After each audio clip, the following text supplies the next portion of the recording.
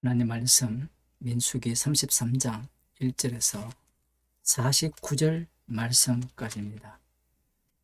다 읽지는 않고요.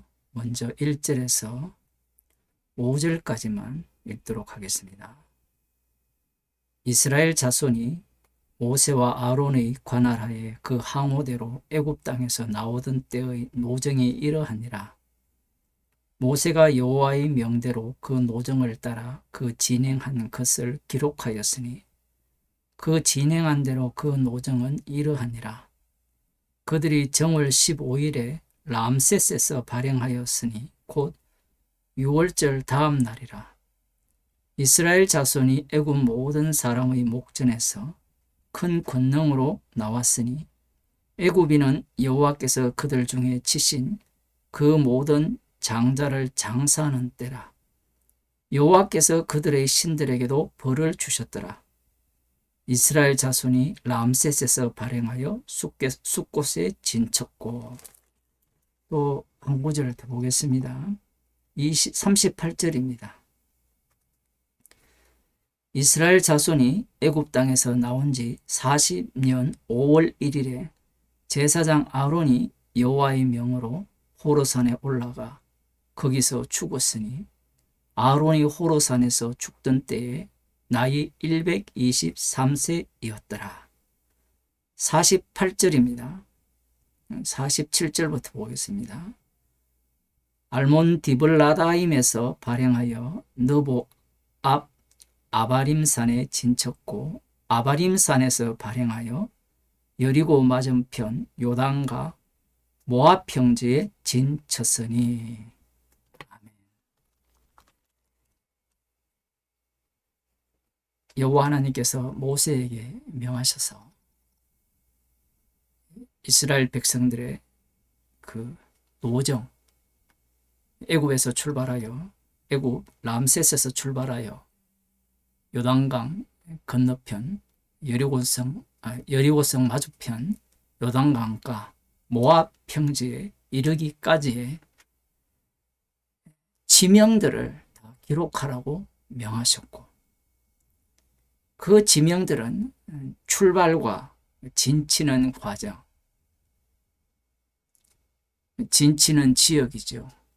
그 지명들인데 그것을 여호와 하나님께서 다 기록하라고 명하셨고, 이 명은 출발과 진치는 것, 이것도 또한 여호와께서 명하셨다는 것을 포함하고 있습니다.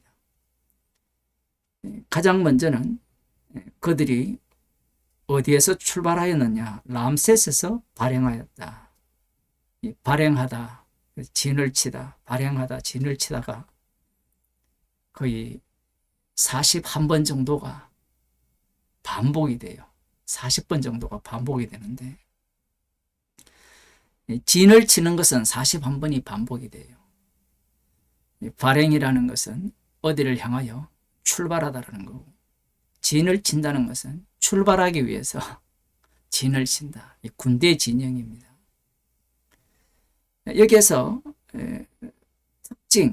특별한 내용이 두 곳이 나오는데 그 중에 하나가 앞부분입니다. 그 람세스에서 발행을 할 때, 출발을 할 때 6월절 다음 날이었다라고 말씀을 하면서 이스라엘 자손이 애굽 모든 사람의 목전에서 큰 권능으로 나온 날이다, 이렇게 말씀하고 있어요.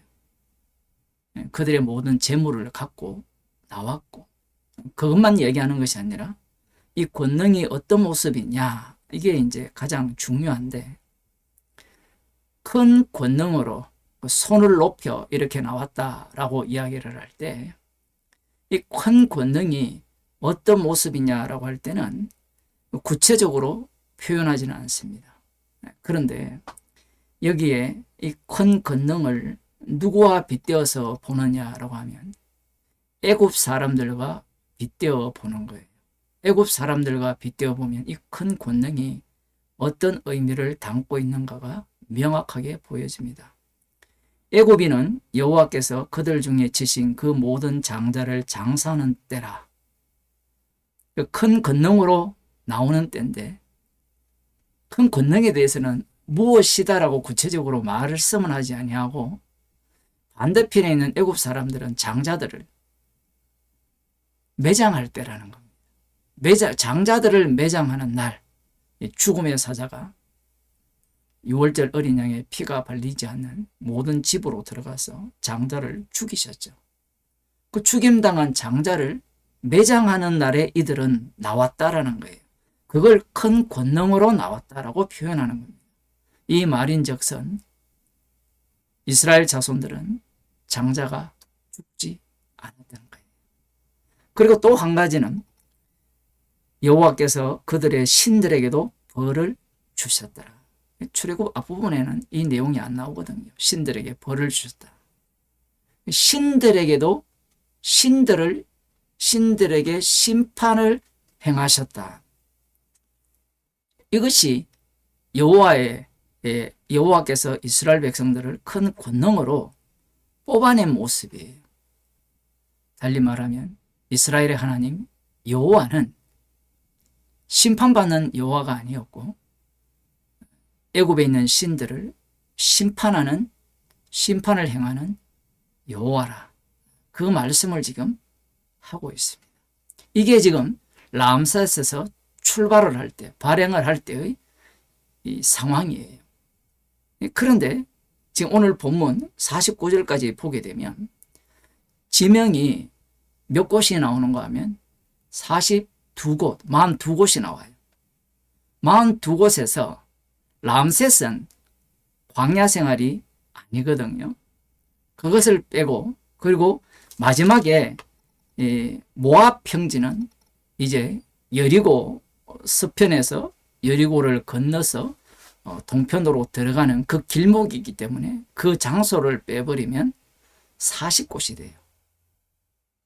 40이라 하면 예수님의 40일 시험이 있죠.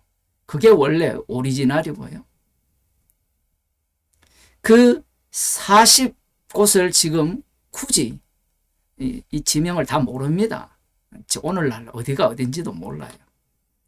어쨌든 하나님께서 모세를 통하여서 40곳 지명을 말씀하시면서 38절에서 애굽 땅에서 나온 지 40년 5월 1일에 40년 광야 생활이 끝나는 건데 이제 약속의 땅에 들어가야 끝나는데 우리들은 또 정확하게 40년이 언제다 여기에 관심이 있는데 하나님께서는 대략 그렇게 말씀을 하시는 겁니다. 40년 5월 1일에 아론이 죽고 난 뒤에 한참 있다가 약속의 땅에 들어가거든요. 5월 1일에 어떤 사건이 있었느냐라고 하면 대제사장 아론이 호르산에서 여호와의 명에 의해서 죽임을 당했습니다. 이 내용을 왜 기록했느냐라는 거예요. 그러면 이 내용을 알려면 이 40년 광야 생활에서 이스라엘 백성들은 어떤 일을 당했습니까? 애굽에서 나온 하나님의 군대가 진멸당했습니다. 그 하나님의 군대가 진멸당하는 것을 대표로 보여주는 대표자가 바로 대제사장 아론입니다. 대제사장 아론이 죽임을 당했다라는 것은 어떤 의미를 담고 있느냐라고 하면 앞서 장자를 죽이시고 애굽의 신들에게 심판을 행하신 그 내용과 관련이 있어요. 그것을 40곳을 지나면서 여호와 하나님께서는 이스라엘의 출애굽한 20세 이상 여호와의 군대를 진멸해 버렸습니다. 그 여호와의 군대를 진멸했다라는 것은 거기에는 누가 그 속에 또 함께 진멸당했다는 겁니까? 그건 바로 진멸당한 이스라엘 백성들이 믿던 우상 여호와입니다. 그 40곳을 굳이 언급하고 40년 광야 생활을 여기에서 기록하라고 말씀하신 이유가 약속의 땅이라는 것이 6월절 어린 양의 피로 구출을 받았기 때문에 애굽의 장자들은 매장을 당하고 그 신들은 심판을 당했기 때문에 우리들은 구원받았으니까 우리들이야말로 약속의 땅에 들어갈 자격이 된다라는 이 사고방식을 완전히 무너뜨려 버립니다. 무너뜨리면서 하나님께서는 약속의 땅에는 누가 들어가느냐라고 하면 하나님의 심판에 의해서 애굽의 장자들과 애굽의 신들을 심판하시고 그 심판을 목격한 자들이 어린 양의 피로 구출을 받아서 어린 양의 피로 구출을 받은 자들조차도 다 진멸당하는 그들이 약속의 땅에 들어갈 수 있다라는 이야기입니다. 제가 상당히 다르게 지금 해석을 하고 있죠. 이들은 실패했기 때문에 못 들어갔다 이렇게 이야기를 하는데 아니에요. 왜 아니냐면 나중에 이 대제사장 아론의 죽음이 무엇과 연관이 되는가 하면 도피성과 민수기 35장으로 넘어가면 도피성이 나오는데 도피성과 연결이 됩니다. 그 죽음이 이스라엘 자손들을 약속의 땅으로 인도하는 거예요. 죽지 않는 자들은 약속의 땅에 들어갈 수 없다라는 것을 이스라엘을 통해서 미리 그림자로 보여주고 있는 겁니다. 단순히 이들이 애국과 똑같아서 심판받아서 진멸당했다만 얘기하고자 하는 게 아니에요. 그것도 맞아요. 그와 함께 반드시 알아야 되는 것은 약속의 땅은요, 죽은 자만 들어가는 곳이에요. 고린도후서 5장 4장 11절을 먼저 한번 보겠습니다.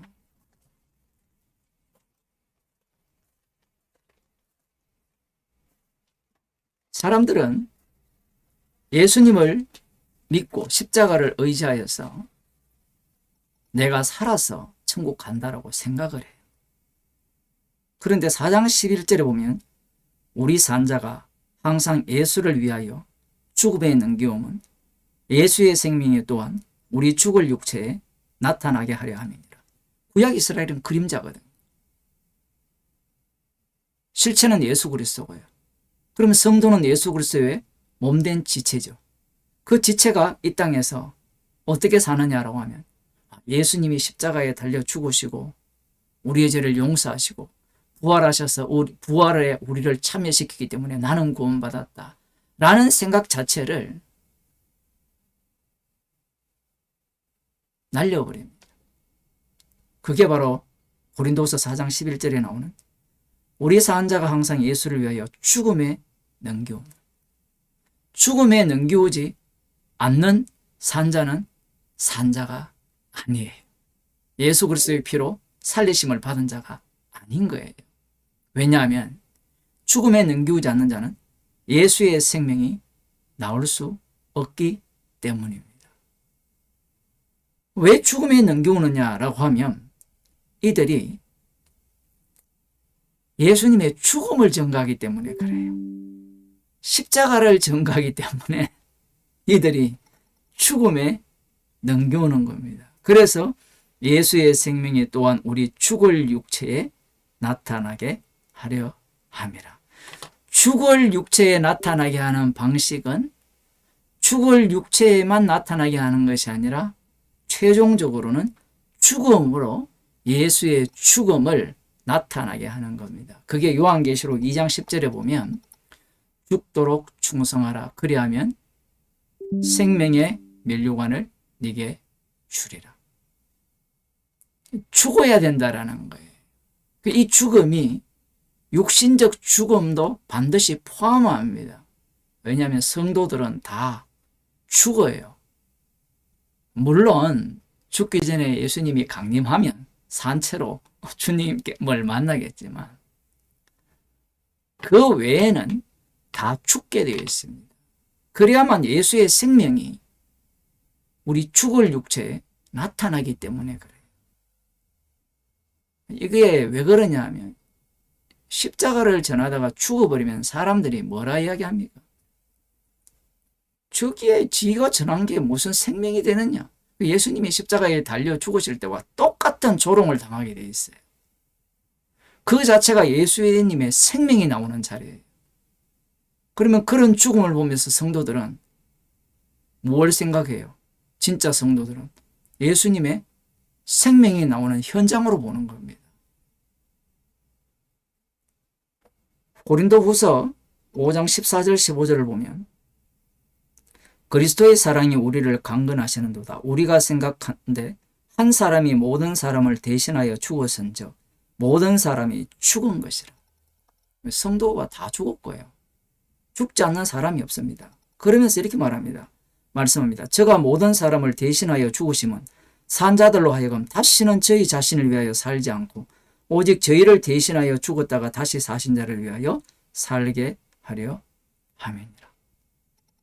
죽은 자를 위하여 대신 사신 그분을 위해 사는 방식은 십자가 피를 증거하는 가운데 사람들로부터 미움을 받고 오해도 받고 왕따도 당하고 그러한 어떤 상태로 어떤 국가 체제 하에서는 죽음에 넘겨올 수도 있겠죠. 피가 생명이라고 하니까 사회 체제가 생명이 아니고 민주주의가 생명이 아니고 이 말은 그걸 부정하는 거예요. 피가 생명이라는 말은 이것도 인정하고 저것도 인정하는 게 아니죠. 십자가 피를 위해 살아간다는 겁니다. 정말 놀라운 말씀 아닙니까? 예수님이 우리를 대신하여 죽었으니까 우리는 구원받았다. 이제 우리는 에덴 동산으로 들어간다. 영생 복락을 누린다. 그런 복음은 요즘 언론에 시끄러운 거 있잖아요. 전모 그 여자가 사기치는 복음이죠. 수백만 원, 수천만 원을 들어서 이 경호원을 대동하여서 데이트를 하고 그게 오늘날 교회 가는 짓이에요. 예수님 옆에는 칼을 들고자 하는 자들도 말렸죠. 그야말로 아무 힘없이 비웃음 당하고 조롱당하면서 십자가에 못 박혀 죽으시면서 다 이루었다라고 하신 거예요. 성도들도 마찬가지입니다. 대신 죽으신 분을 위하여 사는 자가 성도입니다. 자기를 위해 사는 자는 성도가 아니죠. 그러니 오늘날 교회에서 예수님의 피가 나의 죄를 용서하고 나를 구원하셨다. 나를 천국으로 인도하신다. 나에게 생명을 멸관을 주신다. 이 모든 건 자기를 위해 예수 믿는 거잖아요. 그럼 이 말씀에 부합하지 않는 겁니다. 이들은 민수기 33장을 보면서도 깨닫지 못하는 거예요. 그들은 어떻게 깨닫는가 하면 야, 우리는 저들과 같이 살면 안 돼. 거기에서 민수기 33장에서 뭘 보는가 하면 대제사장 아론의 죽음과 그리고 40년 광야 생활에 이스라엘 백성들의 죽음을 못 봐요. 그 죽음이 어떤 죽음이냐 하면 6월절 어린 양의 죽음에 동참하는 죽음입니다. 그것을 그림자로 보여주는 거예요. 실체가 십자가 사건이니까 성도는 십자가 사건의 현장 속으로 이 말씀의 세계 속으로 들어가게 되죠. 그 자기를 위해 사는 자는 성도 아니에요. 예수님의 피 흘리심은 성도를 위한 피 흘림이 아니죠. 다시는 자기를 위해 살지 않고 대신 죽은 자를 위해 살게 하기 위한 피 흘림. 주의 이름을 위한 피 흘림이죠. 나의 이름은 제거되고 나의 이름은 날마다 부정되고 십자가에 피 흘려 죽으신 주의 이름을 위해 살려지는 성도입니다. 기도하겠습니다. 하나님 아버지, 구약 이스라엘 백성을 통하여서 나의 구원이 아니라 주의 이름을 위한 구원임을 명확하게 보여주시고 주의 이름을 이용할 수 없이 오히려 주의 이름에 이용당하는 저희들이 되게 하여 주옵소서. 예수님 이름으로 기도드리옵나이다.